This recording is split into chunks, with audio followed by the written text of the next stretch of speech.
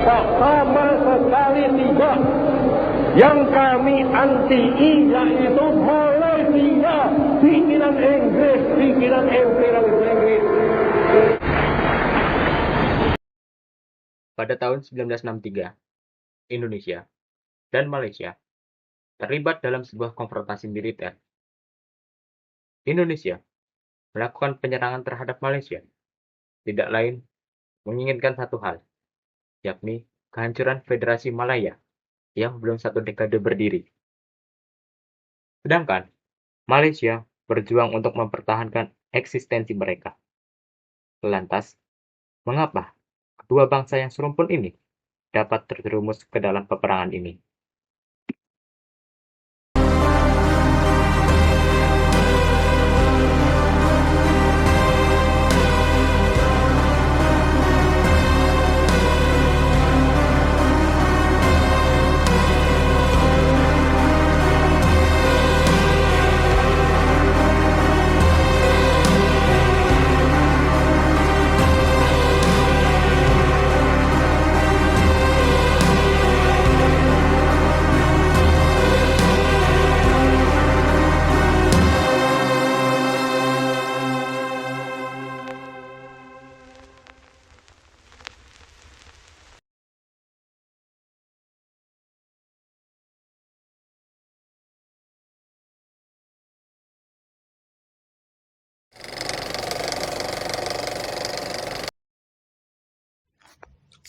Pada 12 Agustus 1945, di saat Kekaisaran Jepang menjajah Indonesia dan Malaysia, Jepang mempertemukan tokoh Indonesia, yakni Soekarno dengan tokoh Malaysia, Ibrahim Yaakob, untuk membahas kemerdekaan Indonesia sesuai dengan kesepakatan Jepang di dalam sidang PPUPKI, yakni wilayah Indonesia setelah merdeka akan mencakup wilayah Indonesia, Semenanjung Malaya, dan Borneo Utara.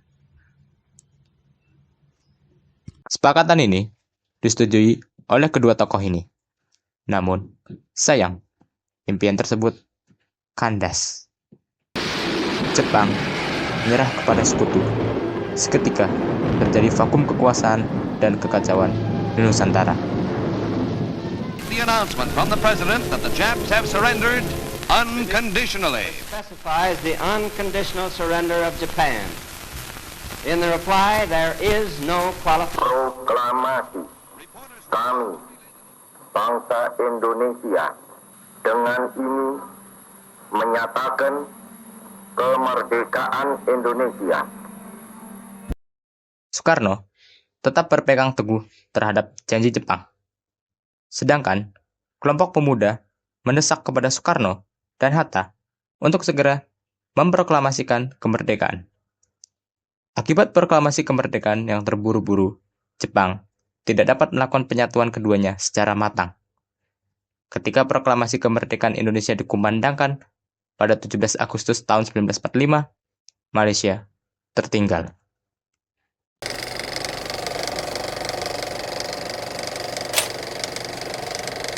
Inggris melihat kesempatan tersebut dan kembali ke Malaysia. Inggris memberi tawaran lebih menarik kepada Malaysia, yakni sebuah kemerdekaan tanpa menghilangkan kesultanan yang dianggap sebagai budaya Melayu. Hal ini membuat hubungan Indonesia dan Malaysia semakin memburuk.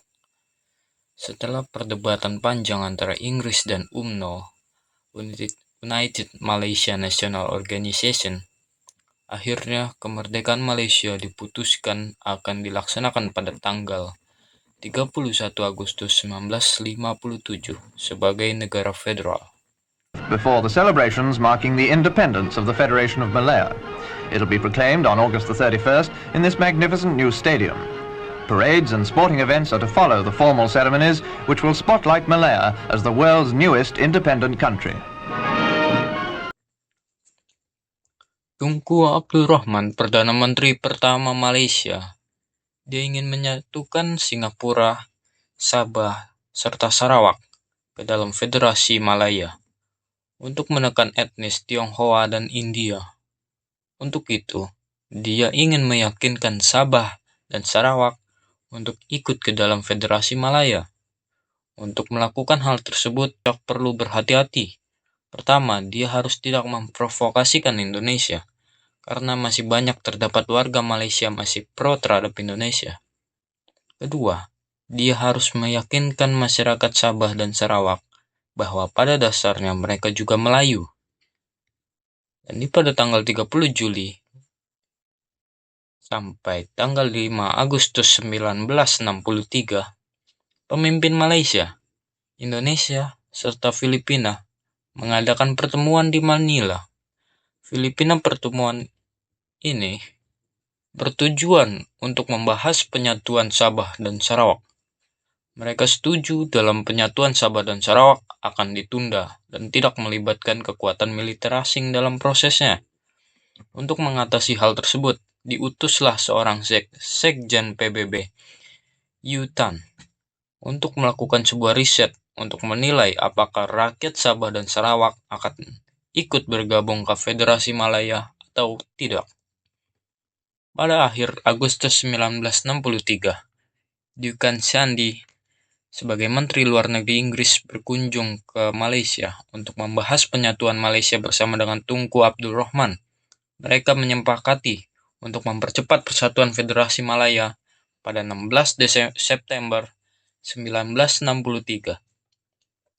Hal ini melanggar perjanjian Manila Agreement. Amarah Soekarno pun meluap. Bagi Soekarno, hal tersebut sudah membuktikan bahwa Malaysia tidak lebih dari boneka penjajahan Inggris. Sama sekali tidak.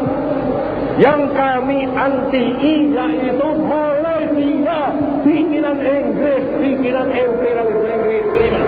Yang mendurhakai Manila Agreement menjala Tengku Abdul Rahman Bumrah, antek daripada imperialis. Indonesia dan Filipina sangat kecewa, bahkan marah terhadap keputusan Inggris serta Malaysia yang terlalu tergesa-gesa. Meskipun pada akhirnya hasil dari riset yang dilakukan U Tan menunjukkan bahwa rakyat Sabah dan Sarawak setuju bergabung dengan Federasi Malaya. Akibat dari tindakan Inggris dan Malaysia, amarah warga Indonesia tidak tertahankan. Kedutaan Inggris dan Malaysia diguncang oleh aksi demonstrasi yang dilakukan oleh warga Indonesia di Jakarta. Banyak di antara mereka menggaungkan seruan untuk menggayang Malaysia. Ada 10 terjadung Malaysia masuk Republik Indonesia, 100 sukarelawan masuk Kalimantan Utara. Kini, Malaysia yang belum satu dekade berdiri harus berhadapan dengan Indonesia yang merupakan negara dengan populasi terbesar di Asia Tenggara. Angkatan bersenjatanya sudah ditempa di Sulawesi, Sumatera, dan Papua. Belum lagi warga Indonesia yang militan siap secara sukarela untuk membuat organisasi perlawanan militan dan siap untuk dikirim ke Malaysia. Kini, Malaysia hanya bisa bersiap untuk menghadapinya.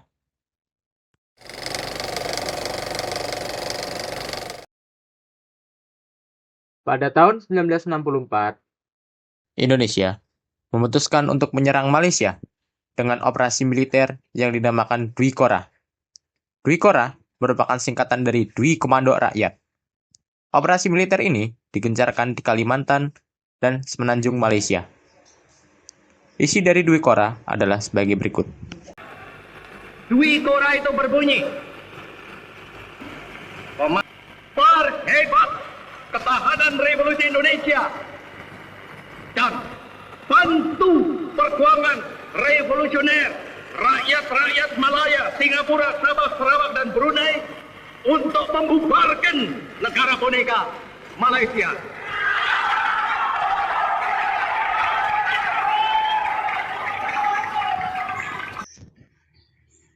Dwi Korah dilaksanakan bertujuan untuk melawan neokolonialisme Inggris di Asia Tenggara. Dalam pelaksanaannya, pemerintah RI membentuk komando siaga yang bertugas untuk mengkoordinasikan kegiatan Dwi Korah. Komando ini kemudian berubah menjadi Komando Mandala Siaga atau Kolaga yang dipimpin oleh Laksdia Udara Omar Dhani. sebagai panglimanya.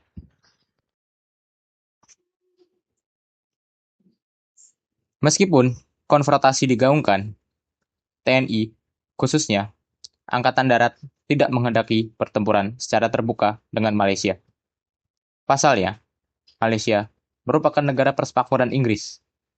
Jika berperang secara terbuka, itu sama saja mengundang peperangan dengan Inggris dan para sekutunya, yakni Australia dan Selandia Baru. Peperangan secara terbuka juga akan mendorong Indonesia untuk mencari bantuan ke negara-negara komunis lainnya, seperti RRC dan Uni Soviet. Hal ini akan menguntungkan PKI dalam mendapatkan panggung nasional. Di sisi lain, TNI perlu menjaga reputasi militer dan politik nasional.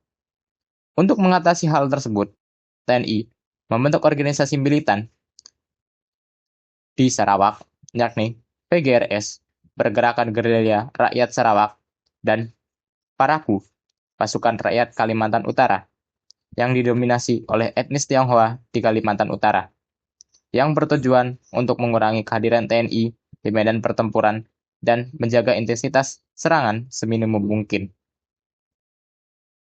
Di sisi lain, TNI tidak mengetahui bahwa Inggris enggan berperang dengan Indonesia. Mereka melihat betapa kacaunya dan banyaknya korban yang berjatuhan pada masa Perang Vietnam, sehingga mereka berpikir dengan berperang dengan Indonesia adalah sesuatu hal yang harus dihindari. Untuk itu, Inggris akan berfokus menjaga pertahanan teritorial Malaysia dan mempertahankan kehadirannya di perbatasan Malaysia. Selama pertempuran, Indonesia memiliki beberapa cara dalam menyerang Malaysia. Now in the so-called Indonesian confrontation. Indonesia's object is to overthrow the newly independent nation of Malaysia. She's using the classic methods of border infiltration and then subversion beyond. Indonesia juga melakukan serangan secara langsung di Tawau, Kalabakan, Sebatik, dan beberapa tempat lainnya di Kalimantan Utara. Namun, serangan secara langsung memiliki banyak hambatan, seperti lebatnya hutan di Pulau Kalimantan dan infrastruktur kurang memadai, sebagai akibat dari pembangunan yang masih terfokus di Pulau Jawa. Minimnya komunikasi dan peta yang mendukung daerah operasi. Bahkan, menurut pengakuan salah satu prajurit TNI, satu-satunya peta yang diberikan kepada mereka berasal dari gambar sobekan buku pelajaran sekolah. Indonesia mengalami banyak kegagalan melalui beberapa metode sebelumnya. Indonesia pun mencoba cara lain, yakni dengan sabotase dan pengeboman pada beberapa tempat di Singapura. Hal ini membuat banyak kecaman dari pemimpin Singapura. Indonesia juga meyakinkan beberapa penduduk Malaysia untuk melakukan revolusi di negaranya, namun menemui jalan kegagalan. Seharusnya, operasi Dwi Korah dan konfrontasi militer ini mudah bagi Indonesia. Angkatan bersenjatanya sudah ditempa di Sumatera, Sulawesi, dan Papua. Namun, apa yang membuat Indonesia gagal?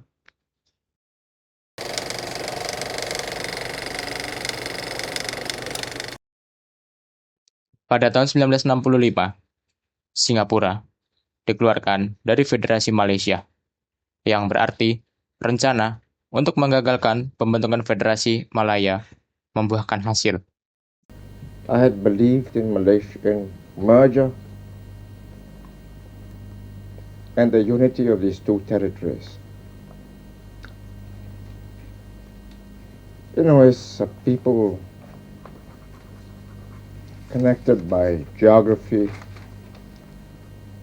economics, and ties of kinship,